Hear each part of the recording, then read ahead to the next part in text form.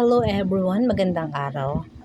Ayan, kasama ko po ngayon ay si Miss Rica, isa po sa mga matatagal ko na loyal na client. Ayan. At ang ginawa ko po ngayon ay niriban ko po yung hair niya. Ayan, niriban ko po at kinulayan ko na rin.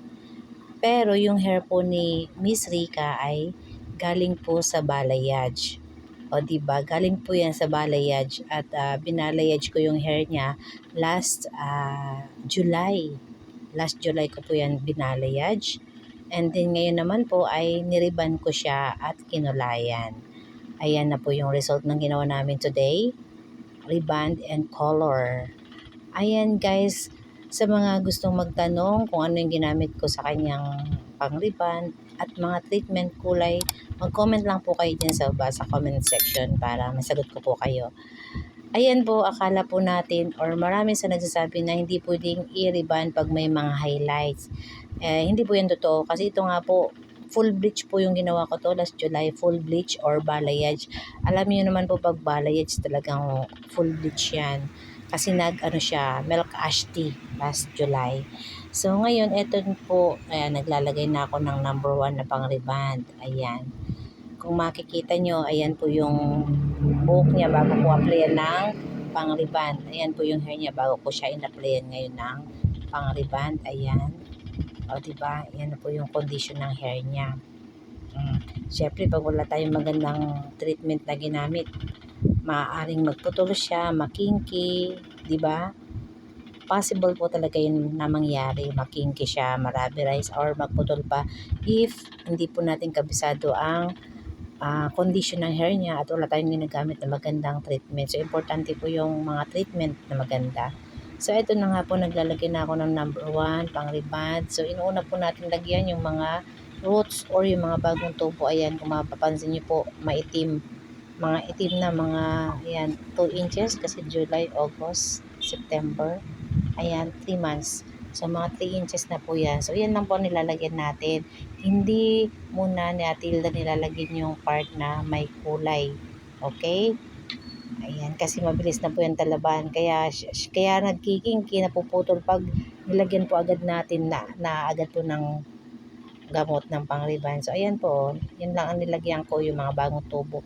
Ito po, yung mga hinawakan ko na yan. Yan po yung binleach natin. So, hindi natin siya pwedeng isabay dun sa mga regrowth or mga bagong tubo kasi matibay pa po yun. Yung mga, yung 3 inches na yun, bagong tubo yun kaya walang kulay. So, yun po ay resistant, matibay pa. So, pag isinabay po natin yung pang-reband dun sa regrowth at dito sa previous na may kulay or may mga bleach palalo ay siguradong magpuputol po ang buhok ni client. Ayan. So, after mga 20 minutes, ayan, after 20 minutes kung binabad yan, ay lalagyan ko na tsaka na ako maglalagay ng gamot na pang-reband dito sa bandang ibaba. Pero alalay lang po ang paglagay. At syempre, mayroon po akong treatment na inahalo sa pang-reband para po maiwasan yung pagkaputol. So, ayan na po, naglalagay na po si Ate Hilda, no, ng pang-reband. Ayan, lalagyan ko na yung ibang part or yung baba. Ayan. Ayan po, nalagyan na natin. Ayan, naglalagay na po tayo ng pang-reband. Nalagyan natin yung lower part. Kasi nag-develop na po yung gamot na pang-reband doon sa unang bahagi na nilagyan natin.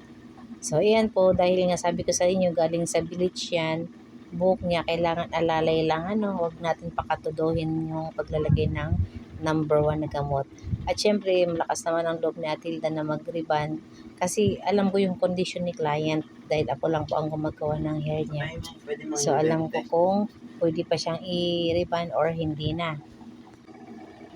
Ayan po. So, iyon po dahil ano na po yun, hindi na matibay, mga 15 minutes na lang po natin ibinabad at binalnaw na natin. At eto na po yung hair niya. Yan. At ipakita ko po yung ginawa ko last July. Ito po yung ginawa ko sa kanya last July. Ayan, pakita ko po. Full bleach po yan Lahat ko po binleach yan, yung buhok ni Miss Rica. Ito po ay ginawa ko last July. Kasi nga po kulay siya or kinulayan ko siya ng milk ash tea. Ayan po. Imagine niyo po yan. Full bleach yan. Tapos na-reband ko po ngayon. ngayon lang, ayan. At ayan nga po, pakita natin sa inyo ano po na galing siya sa bleach. So ayan nga po si Miss Rika, yan yung pong buhok niya, yan. Milk ash tea po yung ikinulay ko last July. So ngayon po ay nire-ribbon ko siya at kukulayan ko na naman po siya ulit after nito. So ayan po, ito ngayon ay nire-ribbon ko siya ngayon ay October. So ilang buwan nang nakaraan, July, August, September, October. Ayan po, nagpa-plancha na po si Ate Hilda, pinaplancha ko na. Ayan. At syempre, yung ating heat, pagka ganyan ay alalay na rin po, hindi na masyadong mainit para maiwasan yung sobrang pagkaluto ng hair. Ayan po, nagpa-plancha na po ako. Ayan. So, maganda pa rin naman po yung texture niya kasi alaga naman po tuwing magpapagawa si Miss Rika sa akin ay magandang klaseng treatment po talaga yung ginagamit namin para ayan, may protection po yung hair niya. Ayan, as I said, kailangan po meron tayong ginagamit na magandang treatment kapag magpapariban tayo at ganito ang kondisyon ng hair. Ano po? Ayan. Ayan po sa ating mga viewers at sa ating mga subscriber.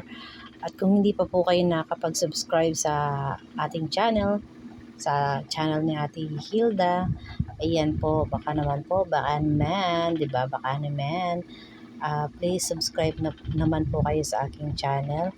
At sisikapin natin na mayroon po kayong matututunan tuwing manonood po kayo sa ating mga content. Ayan. Subscribe niyo po, panoorin niyo po muna bago niyo po pindutin ang subscribe and yung bell button and like. Yan, panoorin niyo na po muna guys bago niyo po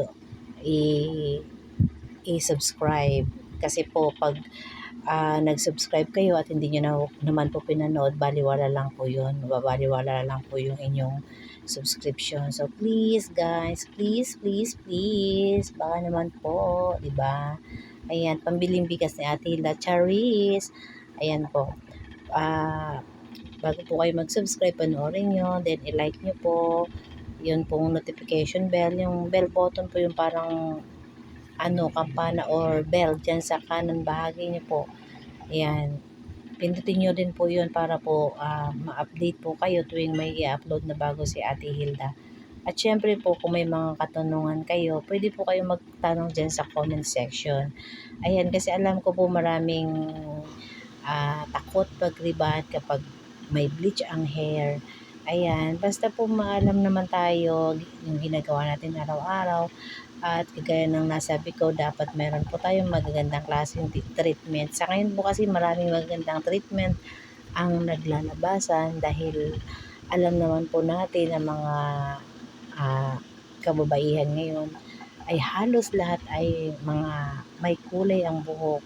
Tapos ayan, after ilang months lang, ribbon, kulay, yung mga nauusong balayage, di ba? Yung balayage po talagang yan, karamihan full bleach po yan para ma-achieve yung gustong kulay, di ba? So ayan, kaya kailangan meron po tayong ginagamit na magagandang klaseng pang treatment. Ayan, kaya po sa mga nanonood natin, mga viewers and subscriber na aspiring hairdresser, ay mag-comment lang po kayo. So, bali, ayan na po yung buhok ni Miss Rika ngayon. So, ayan na po yung outcome ng ginawa natin, di ba po? Ayan. So, ano po masasabi nyo dyan? Ayan po, after ko pong i-ribbon, ay kinulayan ko po siya ulit ng actually, nag-mix po ako ng kulay yung ash gray tsaka metallic gray. Pero nag-lighten po siya after nilagyan ko po kasi ng Brazilian. Bukod po kasi dun sa meron akong inihalo sa pang ribbon at pang kulay ay ang last na treatment na ginagamit ko ay Brazilian. So medyo nag-fade po yung kanyang pagka-ash. Parang bumalik lang po ng ash, milk ash tea. O, di ba po? Ayan, maganda pa rin po yung texture niya. Malusog pa rin, wala pong naputol dyan, walang naglagas. As is pa rin yung kapal ng hair ni Miss Rika. O, di ba po? Kaya, pwede po talaga, kung ako po ang tatanungin nyo, ay pwede po talagang iriban pa ang hair kahit ito po ay na-bleach pa or galing sa balayage. Pero syempre, depende po yan. I-check po natin kung kaya pa ng hair. Ayan, basta po bali sa mga aspiring hairdresser, kailangan din po ang pag-iingat. Maingat tayo sa paggawa kasi buhok po yan eh. At pag medyo careless tayo, yan, maaring makadamage. Imbis na gumanda ang buhok ni client, ay madamage pa, makalbo pa. Marami pong ganyan mga nababaltaan tayo, diba? Dahil sa mga nag-bleach, tapos nag-reband, ayun, naputol-putol ang buhok. Kaya hindi po biro din ang mga ginagawa naming hairdresser sa pag-aalaga sa aming mga client. Kaya guys, kung kayo po ay mahilig magpaayos ng buhok at na okay naman po yung hairdresser nyo, nagustuhan nyo yung gawa niya at alam nyo Hala, iba na yan. maalaga siya, wag na po kayo. Yung mga hawak mo Ito nalalaglag po ang na. may papayo ko sa inyo, wag na po kayo Iba na yan. iba-iba ng hairdresser. Hala. Pumirmis po kayo sa hairdresser na humahawak sa inyo para po alam niya yung condition ng hair nyo. Punta ka ng kainta. Or halimbawa sa pagbalik nyo, alam niya yung previous na ginawa niya. Hindi, dumating So, yung jowa nasa niyang kanya po kung apam. kaya pa niyang iriban siya? yung hair nyo at ginawa niya Oh, ng yes. highlights. O, diba? Ganyan po. Diba? Sa ka ba Diba? nakakuha? Kaya wag po kayo magtatanong sa inyong mga Kakapasok lang, hairdresser may 1 week na anong agad na. ginagawa, anong ginamit. Sa akin. Huwag po kayo mahihiyang magtanong sa hairdresser. Kailangan po kasi alam din natin na mga client kung ano yung ginagawa sa atin para halimbawa din nagpagawa sa susunod yung nagpaayos po ng buhok nyo at iba na naman ang gumawa. So may masasabi po kayo kung ano yung ginawa nung previous nyong hairdresser. Yan, pero pinaka-the best nga po, may taga-alaga niyang inyong buhok. Ayan, so bali ito po yung last July. At ito naman po ngayong October, first week of October. Thank you guys for watching. See you next time. Bye-bye. Don't forget to subscribe, like, and share. God bless to all.